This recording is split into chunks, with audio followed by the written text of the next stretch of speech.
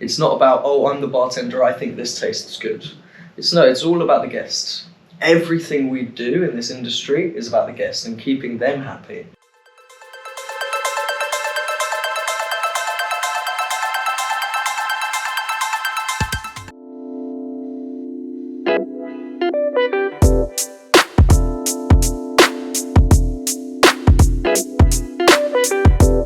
So to then come in and taste other spirits, it's me, I'm comparing it to the top. So it does give me a good standpoint. Correct. But because once you've tasted, and it's so recent that you just tasted the best, but I think you also have to, because this competition is a little bit different in the sense that you have to judge it not only by quality but also by price. Exactly. And by packaging also, which I've always found very interesting. For sure. Not a lot of people do like packaging, but it's so important for consumers. And for you, also, like, I'm sure you have brand meetings that you do where a brand ambassador for a certain product comes and pitches a brand deal. Of course. And you always look at the label and you go, that's a shit label, or that's a good label. But that's the thing, I wouldn't want to keep a bottle on my back bar that's not going to interest people. Precisely. It doesn't unless interest me. Unless it tastes absolutely phenomenal. If it's unreal, okay, fair enough. But how often does that happen anyway? Not often. Right? Because packaging usually also goes hand in hand. It does. If someone knows how to create a spirit, they also know how to create packaging for that spirit. Very true. So I'm Charlie Thornton. I'm the head mixologist for the Fairmont Windsor Park. So we've just opened our doors on the 1st of January. So we have 3 bars in the hotel: the Library Club, the Schroeder's Botanical Bar, and the 1215 bar, which is the main bar. So what does your day look like? What's an average day for you? What are your roles? What are your tasks? Because you're part of a newly opened hotel. You're doing everything. I'm absolutely everywhere. Yeah. I mean, last night, of course, we did a cocktail reception for 280 guests. So I was in the meeting and events department rather than my bar, then running back up to the 1215 bar, because as soon as they finish dinner, then they will come and store. So I'm kind of all over the place, trying to manage, trying to control how everything works and making sure that everything runs smoothly. Because I mean, it's when you have 300 guests in house. That's true. It's crazy. But how many rooms is the property? 201. Okay. 201. So there's a few who are staying at a hotel down the road because it's such a big conference. But I mean, it's good. It's good. We're learning a lot. We're getting better and better with the days. The more that we're training, the more that we're keeping on to staff, the better. How long have you been at this property? So since June the 1st. So we opened on January the 1st, so for 7 months. So you're part of all of pre-opening as well? All of pre-opening. That must have been a fun time. Have you been part of pre-opening before? Not pre-opening. I mean, I opened Louis in Covent Garden. Okay. So I opened there, but when we came on site, we had about 3 weeks of training. I see. And then we started. Yeah, but pre-opening is a spirit selection and everything was already done. Right. Whereas this is where you really got into it. Exactly. This is where I was really tasting spirits. Tell me about that experience. I mean, it was quite surreal, especially being a bartender and normally working nights, very late shifts, to go to working 9 to 5, Monday to Friday at the head office, and having brands come in and send you things and tasting things, and curating a spirit selection. You're suddenly the most important person in the beverage. Yeah. I mean, it was really fun. cool. It does make you feel pretty cool, to be able to deal with those brands. Do you, when you work for a property which is, it's kind of, their contracts and everything are in place, right? Do you still have a lot of flexibility to experiment? We do, and I make sure of that. I push to make sure that we have time for creativity. Is that something when you entered, you said, this is what I'm going to do? Like, I need to... Well, I had a vision. What when I entered. My vision is creating a bar with drinks that can please everyone and anyone. It's not about, oh, I'm the bartender, I think this tastes good. It's all about the guest. Everything we do in this industry is about the guests and keeping them happy. If they're happy with what they're drinking, I'm happy. It doesn't matter what you're drinking, but it's about creating a good enough selection. So can you talk me through that process? How did you kind of create that experience for the guest, where whatever a guest orders, anyone, like any kind of guest that orders it, he's gonna have a good time? So I needed a wide selection, not just, oh, this is from this is from the UK. A wide selection of different spirits from around the world, and also a cocktail list that makes it easy for the consumer to know what they're getting. So I've created a cocktail list for the Schroeder's gin bar called Evocative Aromas. So it's all about smells, so each cocktail has an aroma paired to it, and it's all about nostalgia. So there's one cocktail called the Royal Gardens.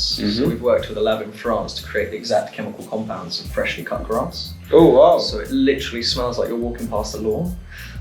So we also worked with an illustrator to create some really cool coloured illustrations of each cocktail. That's phenomenal. So there's one page for each cocktail, colour illustrated, so that the guests can see exactly what they're ordering, see the ingredients. Just very plain, very simple, but I find it difficult when you go to a bar, you can't see what you're ordering. People order, I wasn't expecting it to come like that. I wasn't expecting it to be like that. That's true. It's much easier if you can see everything plain on a page, and plus having a bit of colour, illustration, it entices people more. It does. And also it's so much more visually appealing. You want it more. Exactly. I would salivate. I'd be like, yes, I want this. But I mean, even the senses for me are the biggest thing. Very true. You know, to have 80% of your taste receptors are in your nose. Correct. So that means that you need to have, if you have scents coming in and you walk into this small cozy bar and you have all these scents and then you get your cocktail will taste different. Very true. You know, it will play hand in hand.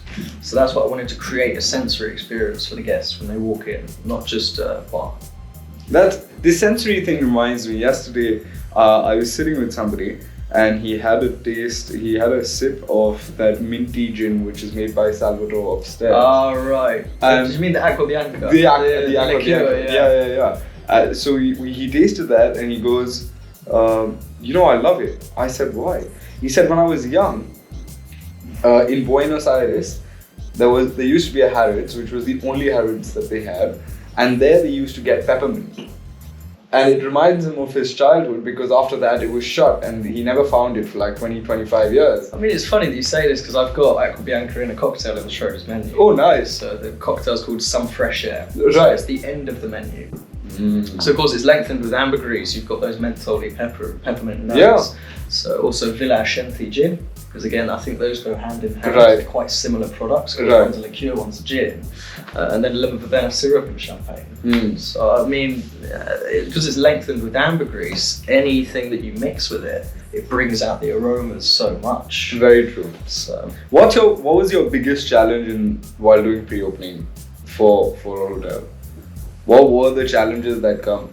Because not a lot of people have the experience of doing pre-opening. To be very honest, it's the most learning. It's the best experience. Oh, big time. To be very honest, it's finding staff and quality staff, and finding people. I mean, it doesn't matter if you have experience. It doesn't matter if you've ever worked in hospitality before. But it's finding people with passion. That's got a lot harder. That's true. And especially coming out of London, it's the first time I've not worked in London. You know, being in Windsor, it's kind of in the middle of nowhere. So you do get a lot of people who just don't have that fire and that passion, and you need to try and bring that out of them. So that for me has been the hardest part.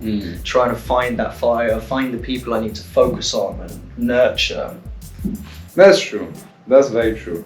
Okay, how do your meetings with the sales reps go? What do you kind of, how does a mixologist at such a good hotel, what is your relationship like with your suppliers? With suppliers? With suppliers and reps? Really good. Sales reps inside the hotel, or do you mean brand representatives? Let me frame this a little better.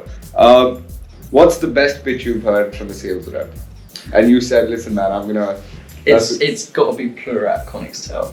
The way that he talks about his spirit with so much passion, and he doesn't just talk about, okay, I've made the spirit this way, okay, this is why. It's about the whole story of, you know, how he created the spirit, how he lived in a tent with an 86-year-old farmer, tasting the soil, tasting the grains to make sure when they are perfect to harvest. And the story of him going into the forest with a couple bottles of vodka to find the wild conics. I mean, those things for me, that's how you sell to a consumer.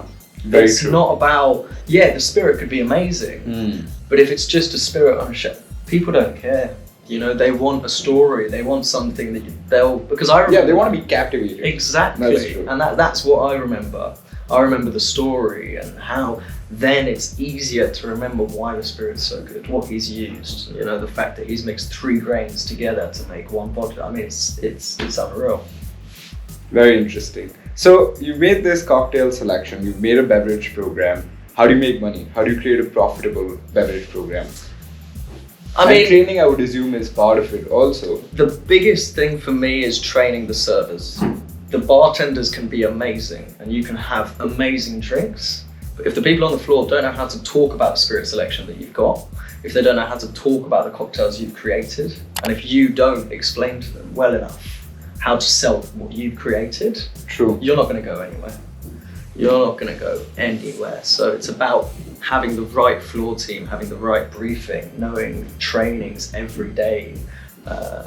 Yeah.